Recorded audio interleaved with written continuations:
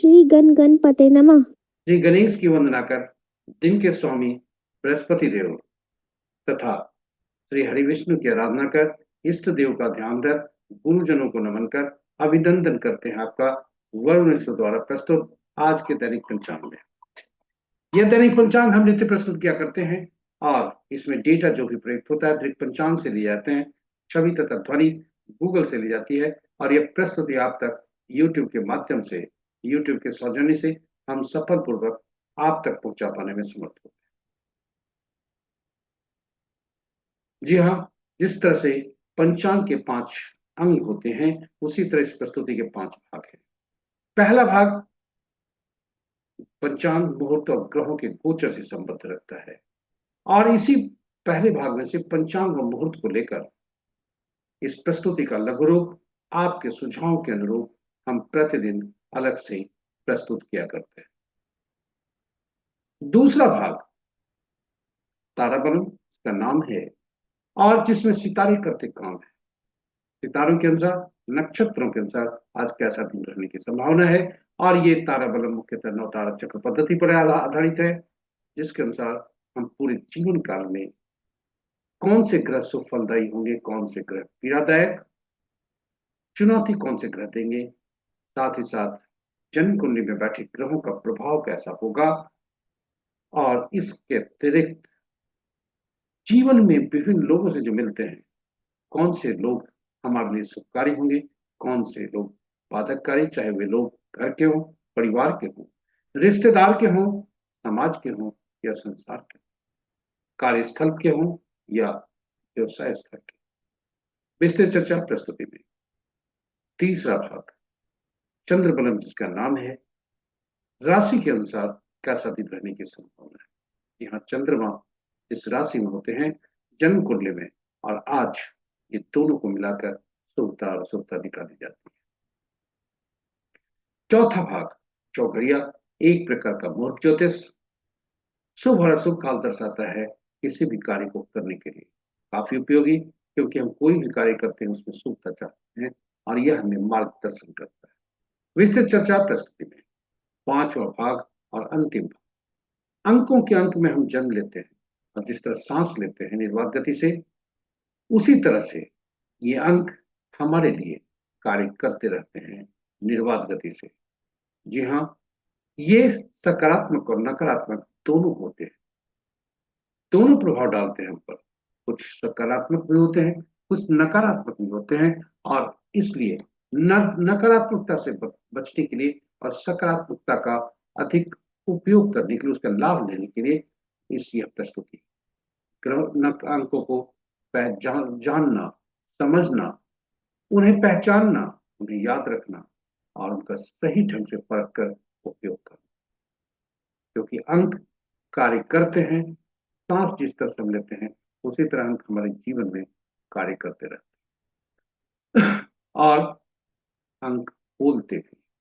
किसी भी माह के विभिन्न तिथि को जन्मे जातक के लिए आज के अंक क्या संदेश लेकर आए हैं शुभता और अशुभता के बारे में इसी प्रस्तुति में विस्तृत चर्चा प्रस्तुति। इस प्रकार पांचों भाग जो हम लेकर आपके लिए आए हैं वह संजो कर लाया है, इसे उपयोगी भाग के लिए बनाकर, महत्वपूर्ण बनाकर, ज्ञानवर्धक तथा रोचक बनाकर, कहीं जाइएगा नहीं, हमारे साथ बने रहेगा। यह प्रस्तुति आपके लिए काफी उपयोगी होने वाला है। और यदि इस प्रस्तुति का पहली बार देखने हमारे चैनल को सब्सक्राइब करें, साथ ही साथ नोटिफिकेशन बटन को दबाना न भूलें, ताकि हमारे हर प्रस्तुति की सूचना आपको मिल सके और आप उससे लाभान्वित हो सके। जी हाँ, साझा करें प्रस्तुति को अपने मित्रों, परिजनों, बच्चों के संग, ताकि वे भी आपसे प्रेरित होकर इस प्रस्तुति का लाभ उठा सके। इसके साथ ही हम चलते हैं प्रस्तुति में। पंचांग की महत्ता आम बोलचाल की भाषा में शुभ और अशुभ मुहूर्त जानने का माध्यम है, बिल्कुल सही है, किंतु पंचांग की महत्ता हमारे जीवन में काफी है। पंचांग के 5 अंग होते हैं, ये कुछ न कुछ हमें देते हैं। तिथि लक्ष्मी प्रदान करने वाला, वार आयु में वृद्धि करने वाला, नक्षत्र पापों को नाश करने वाला, योग रोगों को दूर करने में सहायक और करण कार्य सिद्धि दिलाता है। इस प्रकार पंचांग के 5 अंग हमारे लिए शुभ फल लेकर आते हैं।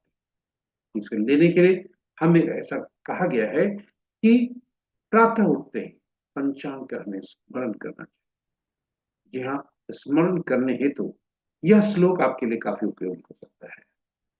तिथि च श्रीकरम प्रोक्तम वारम आयुष्वर्धनम नक्षत्रम हरते पापम योगम रोग निवारणम करणम कार्य सिद्धि च पंचांग फल मुक्तमम। इसके साथ ही पंचांग को स्मरण करना चाहिए और स्मरण करते करते पंचांग को श्रवण भी करना चाहिए, क्योंकि पुराणों में कहा है पंचांग के श्रवण मात्र से गंगा स्नान तुल्य लाभ होता है। कम से कम लघु पंचांग जरूर सुनना चाहिए। गंगा स्नान का तात्पर्य, यह गंगा का तात्पर्य जलीय राशियों से, गंगा का तात्पर्य जलीय तत्वों से है, जो हमारे शरीर में 70% से ज्यादा है। यह सुप्रभावित होते हैं। साथ ही साथ जलीय राशियां जन्म कुंडली की और उसमें बैठे ग्रह जलीय राशि के स्वामी, ये भी सुप्रभावित होते हैं। पंचांग की महत्ता बढ़ जाती है। आइए चलते हैं पंचांग के को स्मरण और श्रवण करते हैं प्रतिदिन। किंतु पंचांग की सीमा इतनी ही नहीं है सोता देने के लिए। जी हाँ, पंचांग का अनुसरण भी बहुत महत्वपूर्ण है, क्योंकि पंचांग हमारे जीवन के निर्णय क्षमता को सुदृढ़ करता है, आत्मबल बढ़ाता है, प्रकृति और ब्रह्मांड की ऊर्जा के साथ संतुलन स्थापित करने में सहायक होता है, जिसके फलस्वरूप हम सबके जीवन में शांति, समृद्धि और सकारात्मकता का संचार होता है। अतः पंचांग का अनुसरण करके हम अपने जीवन को अधिक सफल और समृद्ध बना सकते हैं। चलिए आइए पंचांग की महत्ता को देखते हैं। हम सब प्रतिदिन पंचांग का स्मरण, श्रवण और अनुसरण करें, ताकि अपने जीवन को सफल और समृद्ध बना सके। इसी के साथ ही हम आपको ले चलते हैं अब प्रस्तुति के पहले भाग। और पहले भाग में जाने के क्रम में श्री राम का नामोच्चारण करते हैं, और जहां श्री राम होते हैं वहीं भाई हनुमान भी होते हैं। तो चलिए चलते हैं प्रस्तुति में। जय श्री राम। जय भाई हनुमान। स्वागत है आपका प्रस्तुति के पहले भाग। आज का वार 2 अप्रैल 2026 माह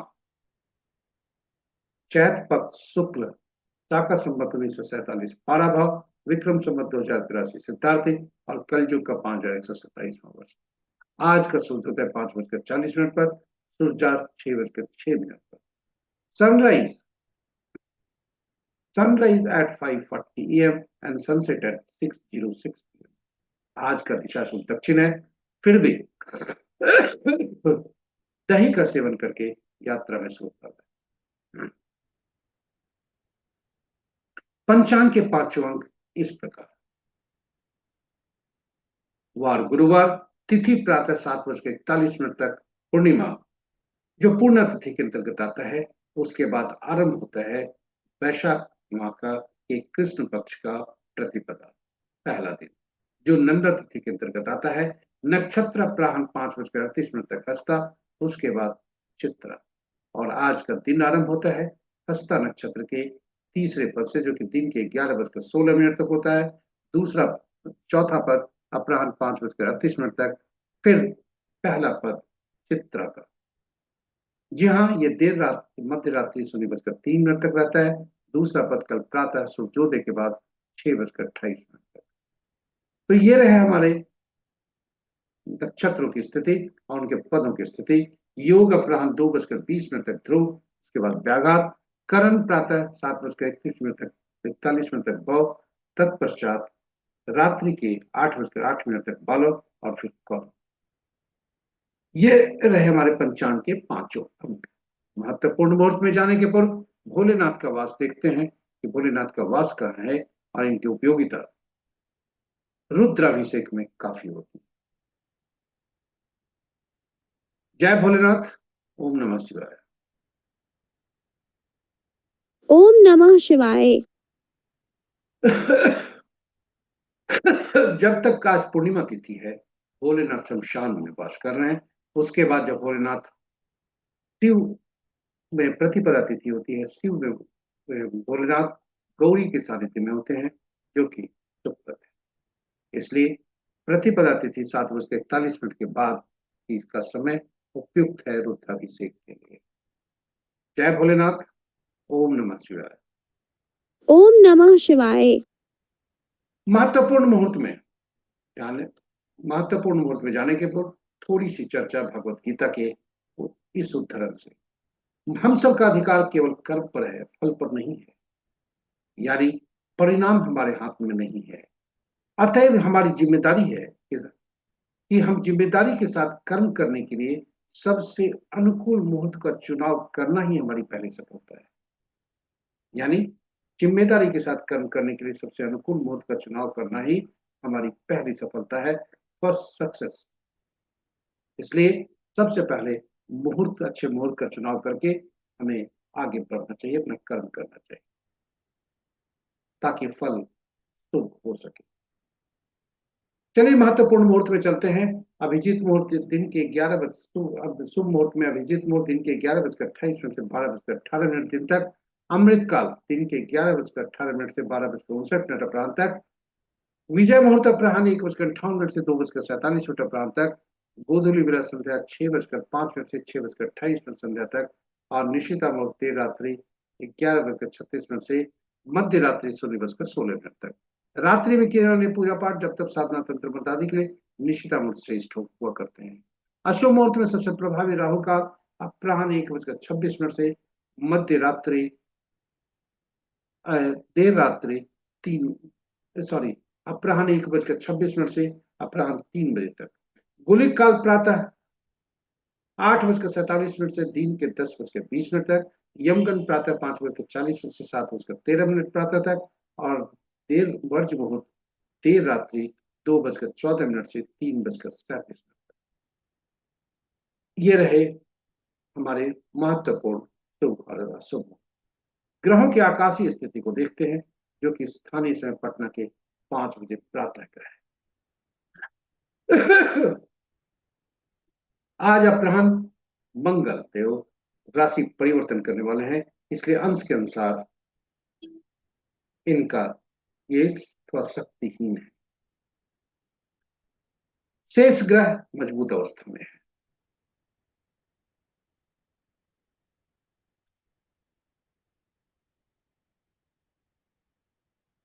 राशि के अनुसार यदि ग्रहों की स्थिति को देखा जाए तो मित्र राशि में 3 ग्रह, शत्रु राशि में 2 ग्रह, सम राशि में 4 ग्रह। इस प्रकार शनि की राशि में 3 ग्रह, बृहस्पति की राशि में 2 ग्रह और बुध की राशि में 2 ग्रह हैं। चंद्र और शुक्र की राशि में कोई ग्रह नहीं और शेष ग्रहों की राशियों में एक ही ग्रह। नक्षत्र के अनुसार ग्रहों की स्थिति। मित्र नक्षत्र में 1 ग्रह, शत्रु नक्षत्र में 1 ग्रह, सम नक्षत्र में 2 ग्रह और अपने ही नक्षत्र में 5 ग्रह हैं। चंद्रदेव, बृहस्पति देव, शनि देव, राहु देव और केतु देव।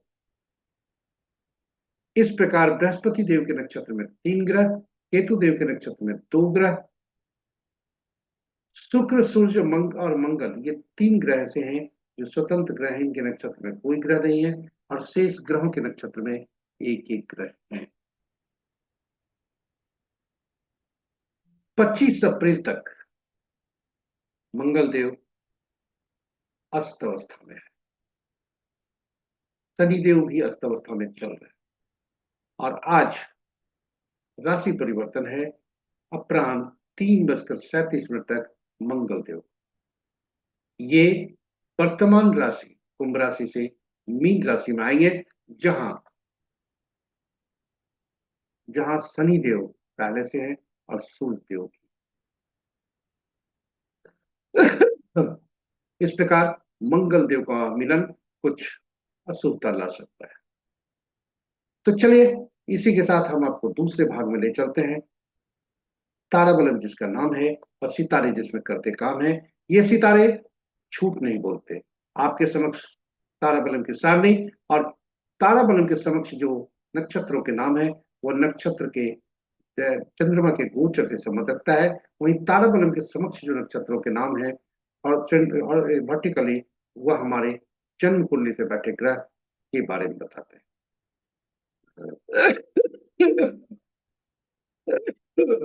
इसके साथ ही दोनों का जहां मिलान होता है, हमें अपने नक्षत्र को चिन्हित करके फल को देखना होता है। दोनों जहां मिलते हैं वही आज का फल होता है। क्योंकि चंद्रमा का गोचर बीच में ही है, एक एक नक्षत्र में कुछ अवधि तक, दूसरे नक्षत्र में उसके बाद, इसलिए दो तरह के परिणाम आते हैं। आज का आपका तारा 9 तरह के परिणाम बता सकते हैं: जन्म तारा, संपत तारा, विपत तारा, क्षेम तारा, प्रत्यरी, साधक, नैदानिक, मित्र, अति मित्र। यदि तारा संपत, क्षेम, साधक, मित्र या अति मित्र में हो तो शुभता की तरफ इशारा करता है, और यदि जन्म, विपत, प्रत्यरी और नैदानी हो तो अशुभता की तरफ इशारा करता है। और अशुभता की तरफ इशारा करने का तात्पर्य यह है कि दैनिक कार्य में सावधानी, नए कार्य को आरंभ नहीं करने के लिए कहा जाता है। साथ ही साथ चूंकि यह क्षणिक होता है, कुछ अवधि के लिए होता है, इसलिए जो किताबों में लिखा है उपाय वह केवल ज्ञानवर्धन कर सकते हैं, उसका उपयोग नहीं करना चाहिए। उपयोग करके जोखिम नहीं लेना चाहिए। ताराबलम मुख्यतः नवतारा चक्र पद्धति पर आधारित है। नवतारा चक्र पद्धति के अनुसार ग्रहों के मन नक्षत्र होते हैं, नक्षत्र ही ग्रह के फल देते हैं। और परंतु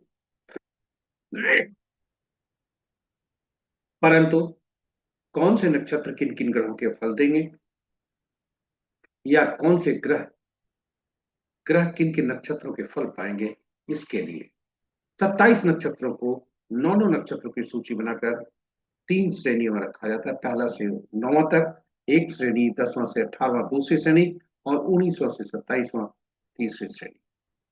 और ग्रहों को महादशा के क्रम में रखा जाता है: केतु देव पहला, शुक्र दूसरा, सूर्य तीसरा, चंद्रमा चौथा, मंगल पांचवा, राहु छठा, बृहस्पति सातवां, शनि आठवां, नौवां बुध।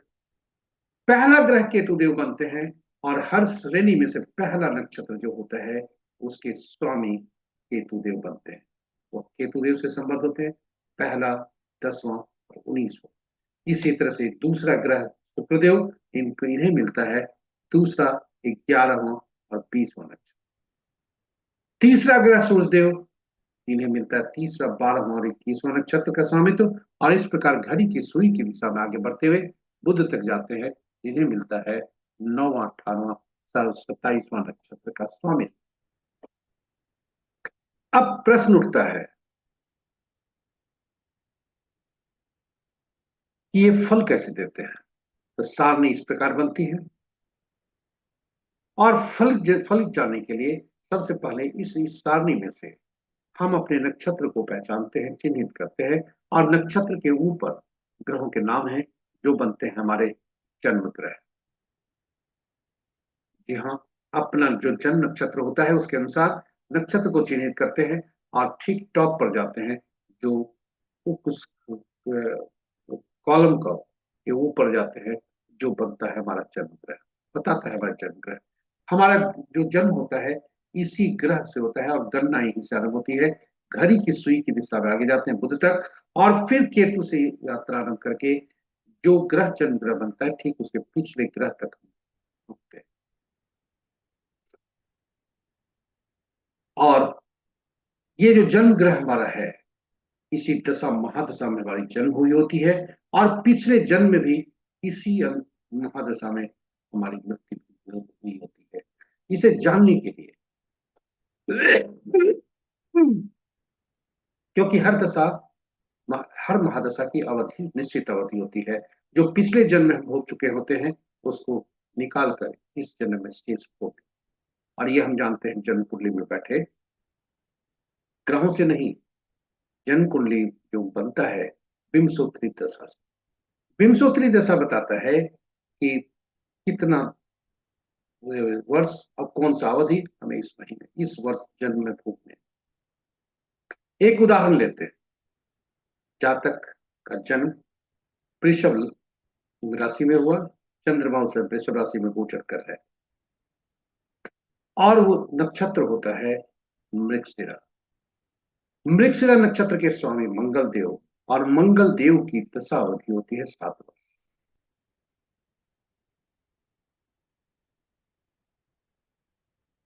7 वर्ष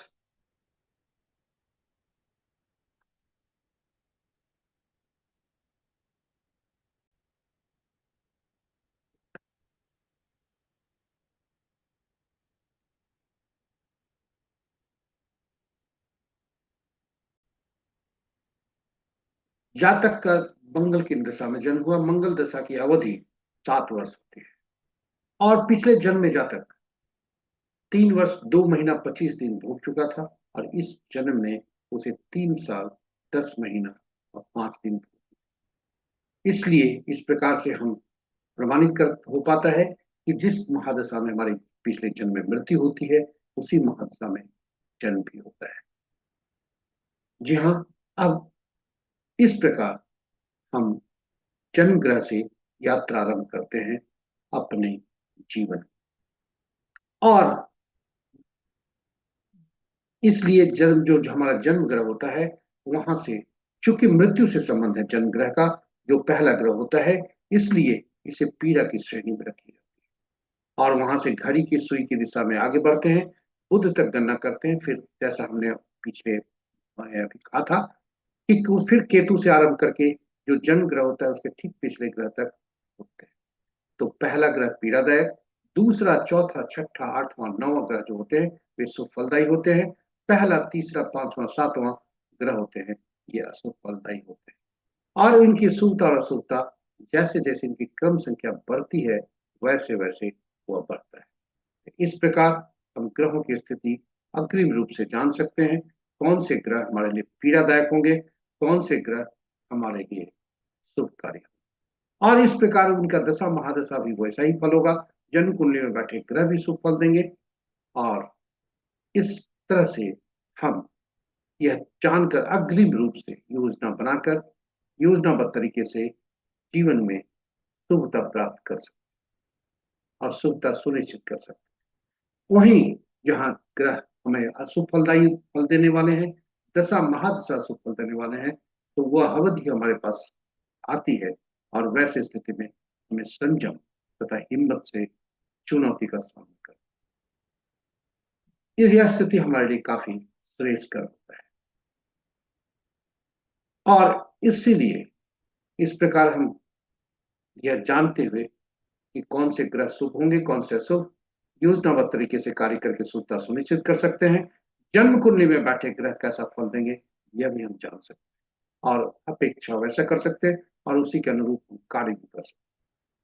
उदाहरण स्वरूप दूसरा ग्रह जब जन्म कुंडली में जहां बैठा है, उस ग्रह से संबंधित, राशि से संबंधित और भाव से संबंधित कार्य करने से दूसरा ग्रह संपत्ति का होता है, वह संपत्ति का लाभ दे सकता है। इसी तरह से पूरे जीवन काल में नक्षत्र, यहाँ नक्षत्र कैसा फल देंगे। नक्षत्र, विभिन्न नक्षत्रों में जन्मे जातक हमारे लिए कितने शुभकारी हो सकते हैं, कितने हमारे लिए बाधक हो सकते हैं, परेशानियों में हो सकते हैं, ये हम अग्रिम रूप से जान सकते हैं और अपेक्षा वैसी ही कर सकते हैं। तो नक्षत्र के अनुसार विभिन्न नक्षत्रों में जन्मे जातक, उदाहरण स्वरूप पहला, तीसरा, पांचवा, सातवां ग्रह नक्षत्र, ग्रहों के नक्षत्र में जन्म जातक हमारे लिए शुभकारी नहीं हो सकते। और वहीं दूसरा, चौथा, छठा, आठवां, नौवां ग्रह में जन्मे जातक के नक्षत्र में जन्मे जातक हमारे लिए शुभकारी हो सकते हैं। दूसरे ग्रह के नक्षत्र में जन्मे जातक हमारे लिए, यदि उनसे बिजनेस पार्टनरशिप किया जाए, तो वह लाभकारी उस रूप में हो सकता है। इसी प्रकार हम पूरे ग्रहों के बारे में, नक्षत्रों के बारे में जानकर शुभता की उम्मीद कर सकते हैं और शुभता अग्रिम रूप से जान सकते हैं। उम्मीद उसी तरह से कर सकते हैं। और इसलिए नौ तारा चक्र पद्धति काफी उपयोगी है। और इसकी उपयोगिता को देखते हुए हमने YouTube पर अलग से वीडियो पोस्ट करके रखा है, जिसमें भगवान राम, मां सीता तथा भाई हनुमान की कुंडली वहां पर रखी है, जो कि उनके लिए, आपके लिए शुभकारी हो सकते हैं, ज्ञानवर्धक और उपयोगी हो सकते हैं। चलिए वापस ताराबलम पर चलते हैं। आज का ताराबलम क्या कहता है।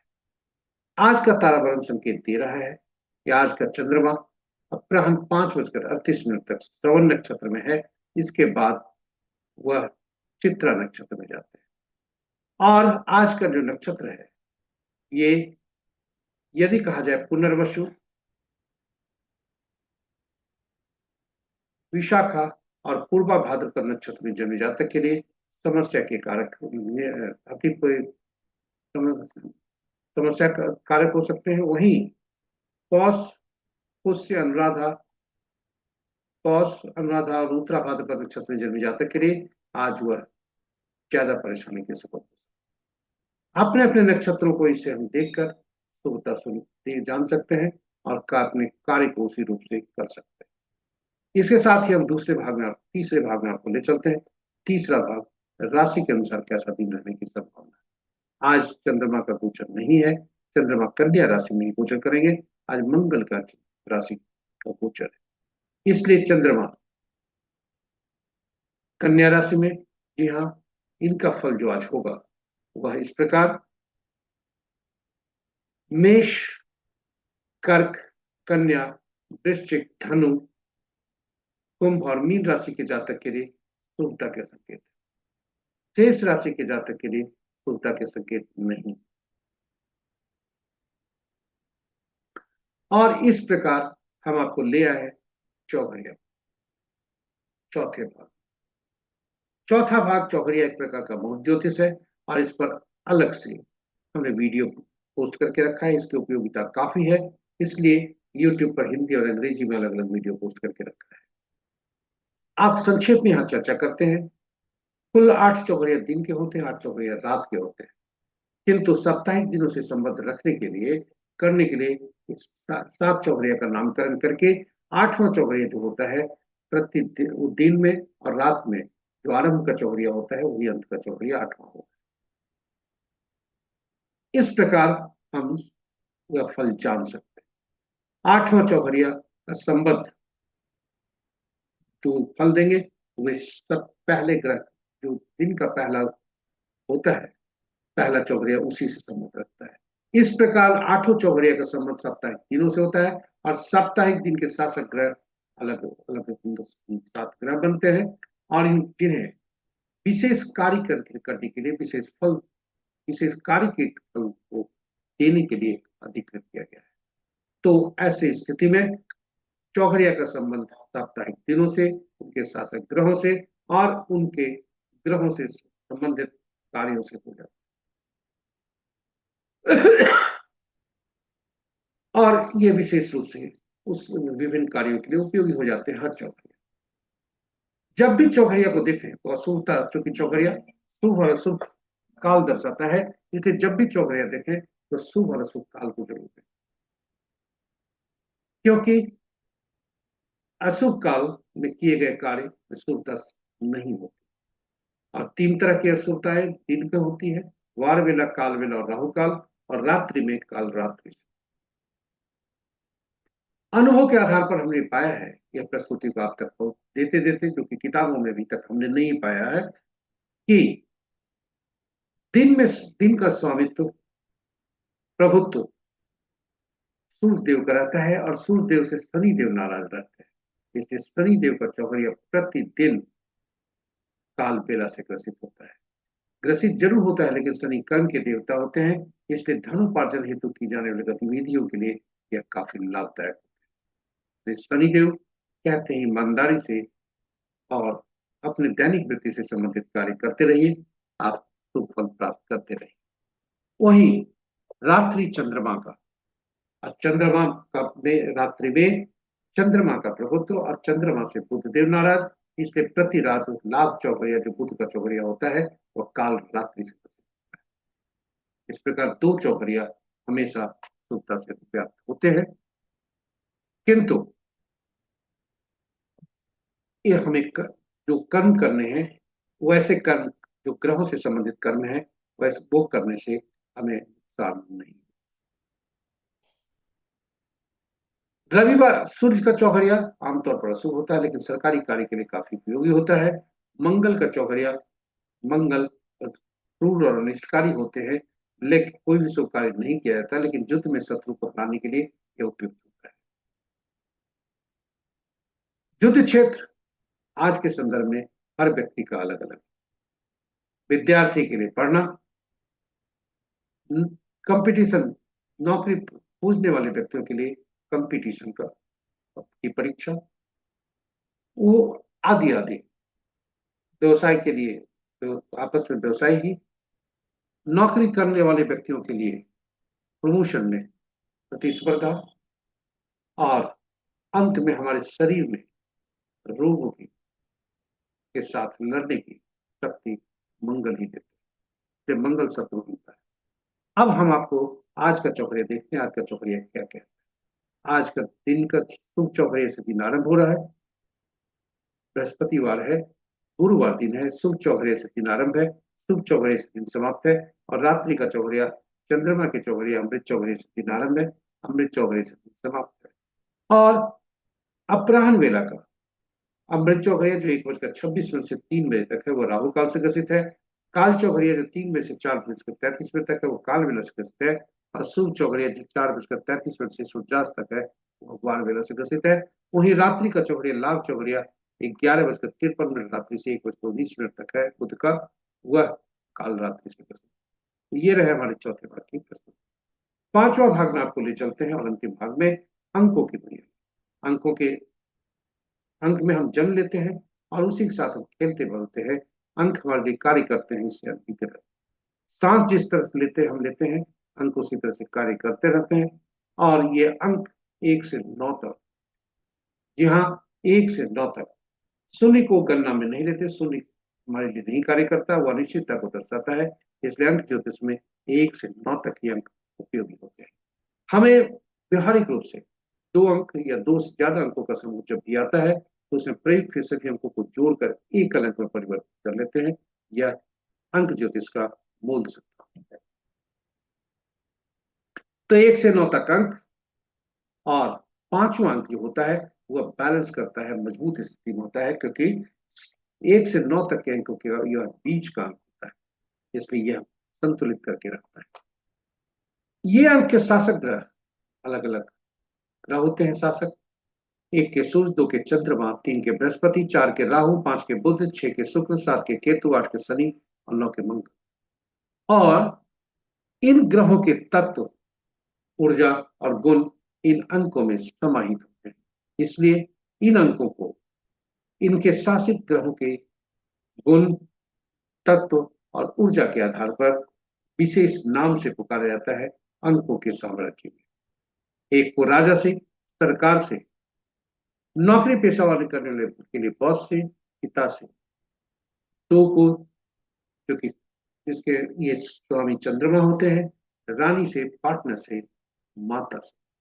3 को गुरु या सलाहकार से, 4 को शरारती तत्वों से, नियम तोड़ने वाले व्यक्तियों से, 5 को राजकुमार से, 6 को मंत्री या सुख सुविधा प्रदान करने वाले व्यक्तियों से, 7 को धर्मगुरु से, ऐसे व्यक्ति जिन्हें भविष्य में घटने वाली घटनाओं का पूर्वाभास हो। 8 को अधीनस्थ से, यानी समाज के नीचे तबके के लोग, हमारे अधीन कार्य करने वाले लोग, नौकर, चाकर और न्यायालय से। और 9 सेनापति से, पुलिस, डॉक्टर। इस प्रकार अंकों को के बारे में हम जान सकते हैं। अंकों को इस आपस में कैसे संबंध होंगे, इसका आकलन हम कर सकते हैं। जब हम जन्म लेते हैं तो ईश्वर हमें कुछ अंक उपहार देते हैं, और ये उपहार जन्म तिथि के रूप में होता है, जिसमें तिथि, माह और वर्ष हुआ करता है। जी हाँ, तिथि हमारा खुद का व्यक्तित्व बताता है, और यह काफी महत्वपूर्ण होता है। इसलिए तिथि को मूलांक कहते हैं, बोलचाल की भाषा में इसे ड्राइवर कहते हैं। तिथि, माह और वर्ष तीनों को जो जोड़ देते हैं तो हमारा भाग्यांक कहलाता है, और वह हमारा बताता है, जिसे बोलचाल की भाषा में ड्राइवर कहते हैं, वह हमारे कर्म पथ को बताता है। ये जो मूलांक और भाग्यांक ड्राइवर कंडक्टर होते हैं, ये स्थिर होते हैं, स्थायी होते हैं, कभी बदले नहीं जा सकते। इसलिए इनका शत्रुवत नहीं होना चाहिए। शत्रुवत होने से, जिस तरह से बस को चलने में ड्राइवर और कंडक्टर का शत्रुवत होने से बस का चलना मुश्किल होता है, उसी तरह हमारे जीवन का बस नहीं चल पाता, स्ट्रगल होता है। या ऐसी परिस्थिति में ऐसा भी होता है जो हम अपने जीवन यात्रा के दौरान कुछ ऐसे अंक को ले आते हैं जो इस मूलांक और भाग्यांक के शत्रु, तो वहां से हमारी जो पीड़ा है वह आरंभ, बाधा आरंभ हो। इसलिए अंकों को सही उपयोग करके, उन्हें समझकर, हम जानकर, उसके परख कर उससे शुभता प्राप्त कर सकते। हमने एक जन्म तिथि उदाहरण के तौर पर लिया है, जिनका आज जन्मदिन है, गूगल से लिया है, उदय से शैक्षणिक। आइए इसी पर आकलन करते हैं।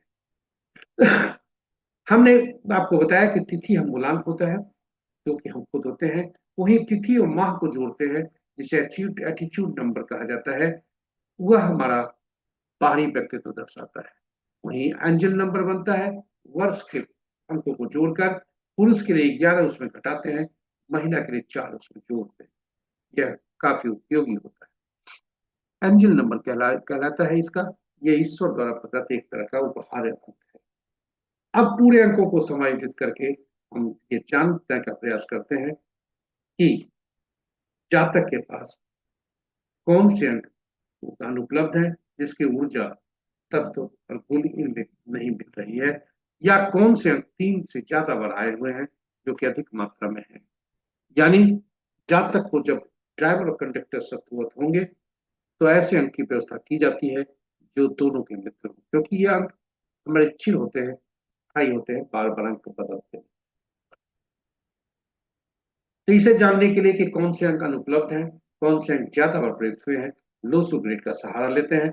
और लोसू ग्रिड के सहारा के अनुसार आपके समक्ष दो बॉक्स रखे गए।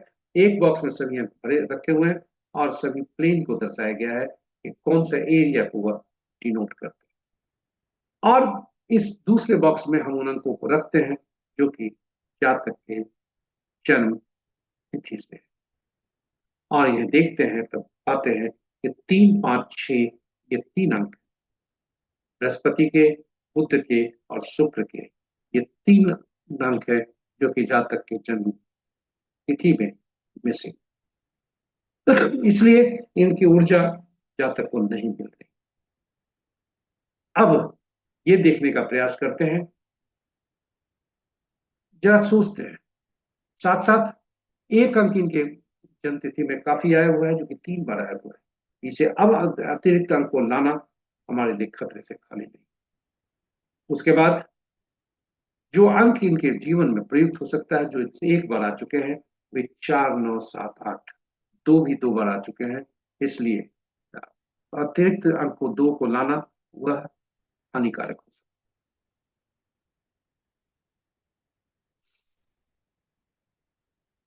अब जातक के बारे में हम ये जान गए कि इनके कौन कौन अंक उपलब्ध हैं, कौन कौन अनुपलब्ध हैं, किन किन अंकों का उपयोग किया जा सकता है। अब प्रश्न उठता है कि मूलांक और भाग्यांक यदि शत्रुवत हैं, तो अंक जो लाएंगे, ये तो हम पहचान गए कि कौन कौन अंक लाया जा सकता है, किंतु स्रोत क्या होगा। स्रोत के लिए धरती के ईश्वर माता पिता द्वारा जो प्रस्तुत होता है नाम, क्योंकि नाम जो होता है वह चिर होता है, बदला नहीं जा सकता। बाकी सभी अंक जीवन में हम जो भी लाते हैं वह बदलते हैं, लेकिन माता पिता का अंक नहीं बदलता, क्योंकि वो धरती के ईश्वर होते हैं। जन्म तिथि नहीं बदलती, क्योंकि ये ईश्वर द्वारा प्रदत्त है। अब प्रश्न उठता है, आप कहेंगे कि नाम में तो अक्षर होता है, नामांक कहाँ से आया। इसलिए हर अक्षरों के अंकीय मूल्य होते हैं जो आपके समक्ष प्रस्तुत, और नाम में प्रयुक्त हुए अक्षरों को उनके अंकीय मूल्य से परिवर्तित करके हम नामांक निकालते हैं। तो चलिए आइए आज के देखें कि नाम अंक कैसे निकलता है। आज जिस व्यक्ति की जन्म तिथि है, वह लोगों को फंसाने वाला है, कपिल शर्मा। जी हाँ, इनकी आज जन्म तिथि है और इनका देखिए मूलांक 2 है, भाग्यांक 7 है, और नाम का पहला अक्षर 2 दे रहा है, और नाम का नामांक जो है वह 4 दे रहा है। 4 इनके पास प्रयुक्त हो चुके हैं, किंतु इनके लिए कितना प्रभावशाली होंगे यह हम पहले जानते हैं कि यह नाम सही है या नहीं। और दूसरा, इसका उपयोग हम इनको बैलेंस करने के लिए कर सकते हैं या नहीं, क्योंकि बैलेंस करने के लिए अंक गुणांक और भाग्यांक को बैलेंस करने के लिए उस अंक को लेना होता है जो दोनों के शत्रु। तो चलिए ये शत्रुओं को पहचान। सबसे पहले कपिल शर्मा को हार्दिक बधाई। और चलते हैं इनके, हम आपको ये भी बता दें कि नाम में जो प्रयुक्त होते हैं वॉवेल, वो जो अंक देता है, वॉवेल ज्यादा होना चाहिए, कॉन्सोनेंट कम होना चाहिए। इस इनका कपिल शर्मा का यह नहीं है, वॉवेल ज्यादा नहीं है, वॉवेल कम है और कॉन्सोनेंट ज्यादा है। अब हम शत्रु अंक आपके समक्ष रखा। 1 के 8, 2 के 4, 6, 8, 9, 3 के 6, 7, 4 के 8, 9, 4, 2, 5 के कोई नहीं, 6 के 3, 9, 7 के 7, 9, 3, 8 के 1 2 9 4 8, 9 के 6 4 2 8। अब इस जन्म तिथि में जो कपिल शर्मा का जन्म तिथि है उसमें आप देखें नामांक 4 पर आता है और ये मूलांक का शत्रु, ये मूलांक का शत्रु है। साथ ही साथ ज्यादा दो का आना, 2 बार 2 आ चुका है, ज्यादा दो का आना आदमी को ज्यादा इमोशनल बनाता है और वह इमोशन में गलत कर सकता है। आपके समक्ष हम वो भी अंक अक्षर रखें जो कि हर अंकों के शत्रु अंक, शत्रु अक्षर। और इन अंकों को यदि देखें जो 1 से 9 तक आपने दिया, 1 का 8, 2 का 4 6 8 9 आदि, इनमें हम देखें तो कुछ अंक ऐसे होते हैं जो अपने के ही शत्रु होते हैं। 4 4 के शत्रु, 7 7 के शत्रु, 8 8 के शत्रु, 9 9 के शत्रु। इसलिए इन अंकों का रिपीटेशन शुभ नहीं होता। ये हम चार्ट से जान सकते अपने जन्म तिथि के चार्ट पर। अब हम वर्ष कैसा होगा यह कैसे निकालें? तो पर्सनल ईयर को निकालने के लिए हमें चाहिए क्या होता है, ओरिजिनल जन्म तिथि। और ओरिजिनल जन्म तिथि में जो इनका 1981 है उसको 2026 रखते हैं वहां, और तब देखते हैं कि अंक क्या बोल रहे हैं। 2026 देने से 7 अंक आ रहे हैं, और 7 अंक जो है यह बताता है कि जातक का जो भाग्यांक है वही है, और इसका रिपीटेशन छद नहीं है। साथ ही साथ रनिंग एज इनका 9 है, और 9 2 का शत्रु, 7 के शत्रु भी 9 है। इसलिए ये जो वर्ष है ये 50-50 का चांस लग रहा है, क्योंकि मूलांक भाग्यांक आपस में शत्रु तो नहीं है, लेकिन जो यहाँ पर रनिंग ये जा रहा है 9 के शत्रु 9 के शत्रु 7 नहीं है, लेकिन 7 के शत्रु 9 है। साथ ही साथ 2 के शत्रु 9 है, इसलिए थोड़ी सावधानी बरतनी चाहिए। इसी के साथ हम, क्योंकि हमारा जो उद्देश्य है शैक्षणिक है, इसी के साथ हमने देखा कि अंक कैसे कार्य करते हैं। अब हम देखेंगे अंक बोलते हैं। जी हाँ, अंक बोलते हुए किसी भी माह के विभिन्न तिथि को जन्मे जातक के लिए आज के अंक क्या संकेत लेकर आया है शुभता और अशुभता के बाद। आज का अंक 7 दे रहा है, और 7 शत्रुवत है। जो अंक है वह शत्रुवत है 3 से, 7 से, और 7 यानी खुद के अंक से, और 9 से। इसलिए 3 12 21 30 को, किसी भी माह के 3 12 21 30 को जन्मे जातक, 7 16 25 को जन्मे जातक, 9 18 27 को जन्मे जातक के लिए आज का दिन शुभ नहीं है। तटस्थ है 7 अंक 2 के साथ तथा 5 के साथ, यानी 2 11 20 29 को जन्मे जातक और 5 14 23 तारीख को जन्मे जातक के लिए आज का दिन सामान्य है। और मित्रवत यदि 7 है तो 4 से राहु से, 4 13 22 31 जिनका जन्म तिथि है, और मंगल से 8, सॉरी शनि से 8 17 26 जिनका जन्म तिथि होता है, जिनका अंक 8 होता है। इसलिए 5 14 23 8 17 26 किसी का जन्म तिथि है वो उनके लिए शुभ कर, उनके लिए आज दिन उत्तम होने की संभावना। इसी के साथ ये प्रस्तुति यहाँ पर समाप्त होती है। आशा करते हैं कि ये आपके लिए ये पूरी प्रस्तुति ज्ञानवर्धक, रोचक तथा उपयोगी सिद्ध होगी। आप हमारे साथ बने रहे इसके लिए बहुत बहुत। इस प्रस्तुति को यदि आप पहली बार देखें तो आप चैनल को सब्सक्राइब करें, साथ ही साथ नोटिफिकेशन बटन को दबाना न भूलें, ताकि हमारे हर प्रस्तुति की सूचना आपको मिल सके और आप उसे लाभ मिले। और अंत में साझा करें प्रस्तुति को अपने मित्रों, परिजनों तथा शुभेच्छुओं के संग, ताकि वे भी प्रेरित होकर इस प्रस्तुति का लाभ उठा सकें, और उनके इस लाभ उठाने के क्रम में हम सब एक माध्यम बनकर पुण्य के भागी बने। और अंत में आपका सुझाव आमंत्रित है। यदि कोई सुझाव आपका है इस प्रस्तुति को बेहतर बनाने के लिए, देर न करिए, YouTube के कमेंट बॉक्स पर जरूर। और अब हम विदा लेने का समय आया।